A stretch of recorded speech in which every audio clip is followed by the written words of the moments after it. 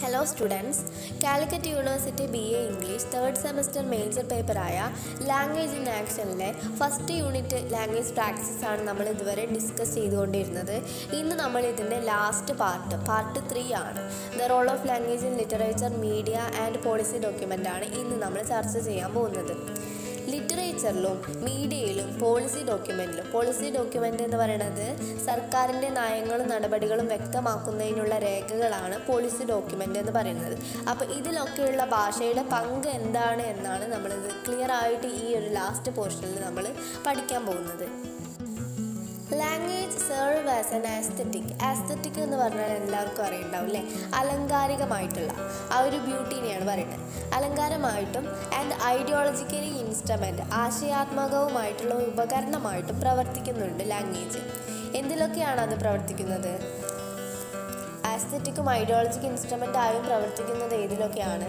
Understanding the world of ലിറ്ററേച്ചറിൻ്റെ ലോകത്തെ മനസ്സിലാക്കാനും ഐഡൻറ്റിറ്റി, വ്യക്തിത്വത്തിലും ഹ്യൂമൻ എക്സ്പീരിയൻസിലുമൊക്കെയാണ് ലാംഗ്വേജ് ഒരു ഉപകരണമായിട്ട് പ്രവർത്തിക്കുന്നത്. Literary text do not merely reflect reality. സാഹിത്യകൃതികൾ യാഥാർത്ഥ്യത്തെ മാത്രമായിട്ടല്ല പ്രതിഫലിക്കുന്നത്. They construct alternative realities through the deliberate use of narrative voice, metaphor, symbolism and general conventions.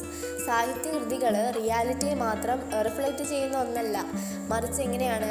Narrative voice, കഥ പറയുന്ന രീതിയിലൂടെയും, മെറ്റഫർ മീൻസ് ഉപമ മെറ്റഫറിലൂടെയും, സിംബോളിസത്തിലൂടെയും, ജനറൽ കൺവെൻഷൻ മീൻസ് സാഹിത്യ ശാഖയുടെ ആചാരങ്ങളെയാണ് ജനറൽ കൺവെൻഷൻ എന്ന് പറയുന്നത്. അപ്പോൾ ഈ രൂപങ്ങളൊക്കെ ഉപയോഗിച്ച് വ്യത്യസ്തമായിട്ടുള്ള റിയാലിറ്റി നമുക്ക് കൊണ്ടുവരുന്നുണ്ട് ലിറ്ററേച്ചർ എന്ന് പറയുന്നത്. റിയാലിറ്റിയെ മാത്രം റിഫ്ലക്റ്റ് ചെയ്യുന്ന ഒന്നല്ല, ഇതിൽ വ്യത്യസ്തമായിട്ടുള്ള റിയാലിറ്റി നിർമ്മിക്കുന്നുണ്ട് എന്ന് പറയുന്നു. Authors employ language and its varieties to explore complex themes such as power, memory, identity, and resistance, often using linguistic innovation to challenge dominant discourses or express marginalized perspectives. Writers different type of language ഉപയോഗിച്ചിട്ട് to explore complex themes ഏതൊക്കെയാണ് ആ topic ഡീപ്പായിട്ട് explore ചെയ്യാൻ വേണ്ടിയിട്ട് different type of language use ചെയ്യുന്നത്. പവറിൽ, memory, identity and റെസിസ്റ്റൻസിലൊക്കെ writers different type of language ആണ് യൂസ് ചെയ്യുന്നത്. എന്തിനു വേണ്ടിയിട്ടാണ്?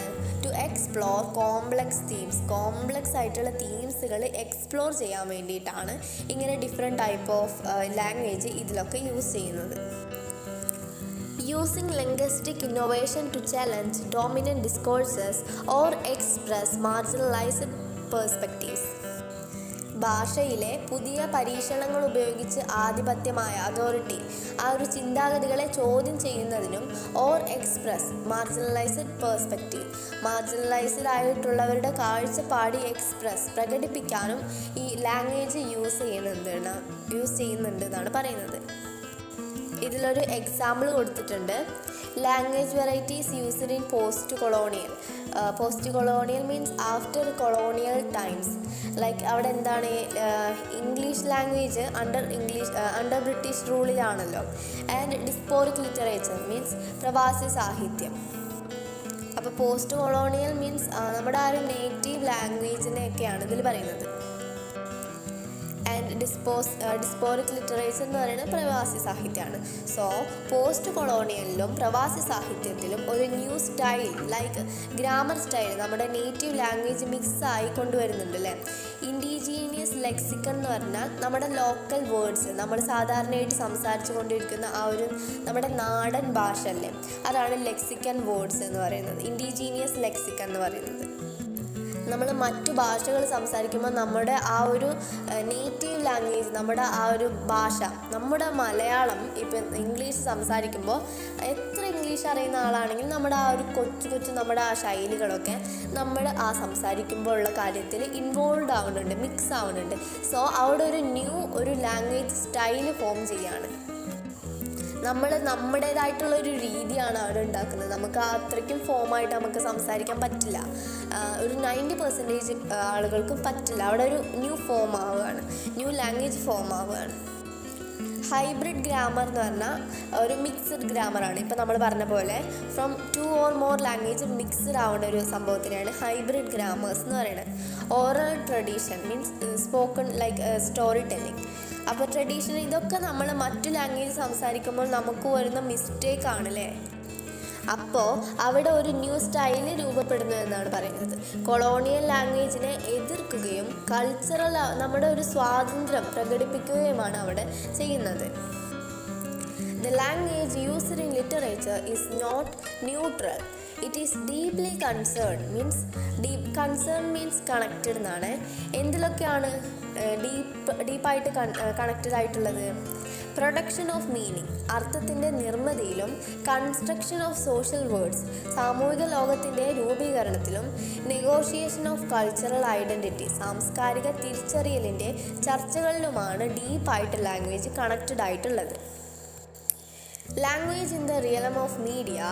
റിയൽ മീൻസ് നമ്മുടെ ഒരു ലോകത്തിനെ പറയില്ല, ഒരു മേഖല എന്നാണ് അർത്ഥം. ലാംഗ്വേജ് മീഡിയയുടെ ലോകത്ത് അല്ലെങ്കിൽ മേഖലയിൽ function as a critical tool, ഒരു ക്രിട്ടിക്കൽ ടൂളായിട്ട് ഫങ്ഷൻ ചെയ്യുന്നു. ലാംഗ്വേജിൽ എന്തിനു വേണ്ടിയിട്ടൊക്കെയാണ്?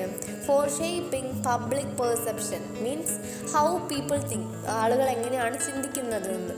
Next framing social narratives. അല്ലേ, സമൂഹത്തെക്കുറിച്ചുള്ള കഥ പറയാനും and to influence political discussions. അപ്പോൾ ഇതിലൊക്കെ ഒരു ക്രിട്ടിക്കൽ ടൂളായിട്ട് ഫങ്ഷൻ ചെയ്യുന്നുണ്ട് ലാംഗ്വേജ്. എന്തിനു വേണ്ടിയിട്ടാണ്?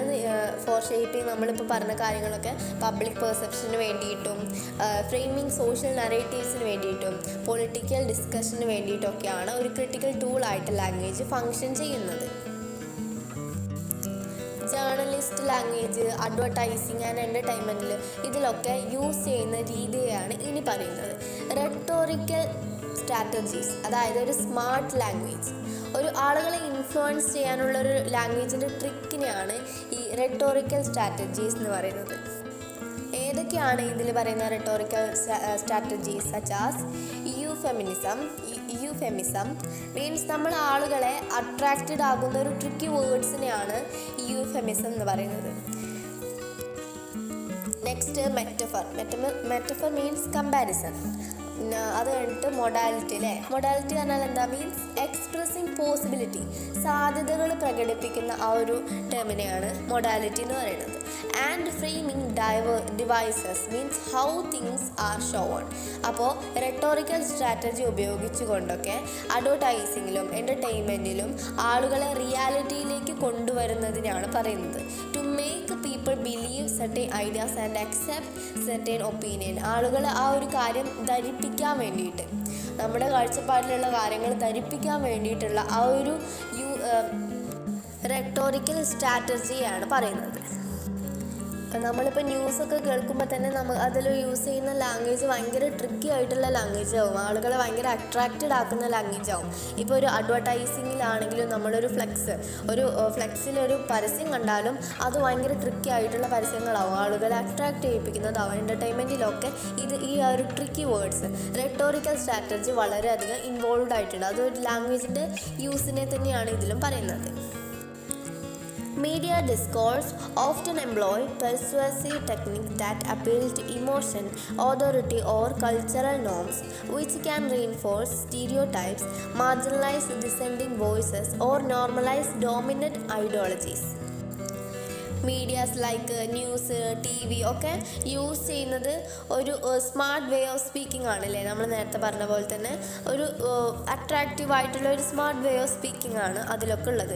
ആളുകളെ ഇമോഷണൽ ആക്കാനും ഓതോറിറ്റി ഓർ കൾച്ചറൽ നോംസ് ഇതുപോലുള്ള ലാംഗ്വേജ് കോമൺ ഐഡിയാസ് സപ്പോർട്ട് ചെയ്യാൻ കഴിയുന്നതാണ് പറയുന്നത്. അതുപോലെ ignore the voice of weaker group or make A strong opinion. For example, നമ്മൾ ഇല്ലീഗൽ ഇമിഗ്രൻ്റ് എന്ന വേർഡ്സ് അൺഡോക്യുമെൻറ്റഡ് മൈഗ്രൻ്റ് എന്ന് ഉപയോഗിക്കുന്നതിനേക്കാളും ആളുകളുടെ ശ്രദ്ധ കേന്ദ്രീകരിക്കാൻ സാധിക്കുന്ന ഒരു വേർഡാണ് അല്ലേ ഇല്ലീഗൽ ഇമിഗ്രൻ്റ്.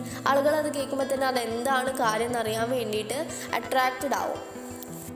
അതിനത്രയ്ക്കും ഹൈപ്പ് ഉണ്ടല്ലേ. ഇല്ലീഗൽ ഇമിഗ്രൻ്റ് എന്നുള്ള വേർഡ്, അൺഡോക്യുമെൻറ്റഡ് മൈഗ്രൻ്റ് എന്ന് പറയുമ്പോൾ അത്രയ്ക്ക് ഹൈപ്പ് വരുന്നില്ല. അപ്പോൾ ഇതാണ് ഇതിൻ്റെ എക്സാമ്പിളായിട്ട് കൊടുത്തിട്ടുള്ളത്. Thus the language of media descriptive means വിവരണം മാത്രമല്ല, മറിച്ച് social narratives that shape what people think and how they act in society or politics. In policy document, language assumes an authoritative and regulatory function. അല്ലേ?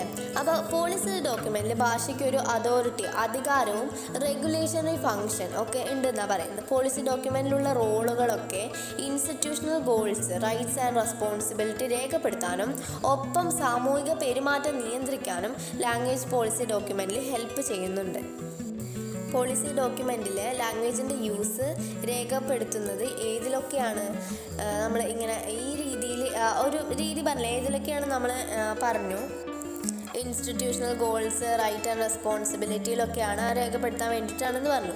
ഈ ഒരു രീതിയിൽ എഴുതുന്ന ഭാഷയിൽ നിയമപരമായിട്ടുള്ള ശൈലി, നോമിനലൈസേഷൻ, പാസീവ് കൺസ്ട്രക്ഷൻ, അതുപോലെ ബ്യൂറോക്രാറ്റിക് സ്റ്റൈല് ഉപയോഗിക്കുന്നുണ്ട്.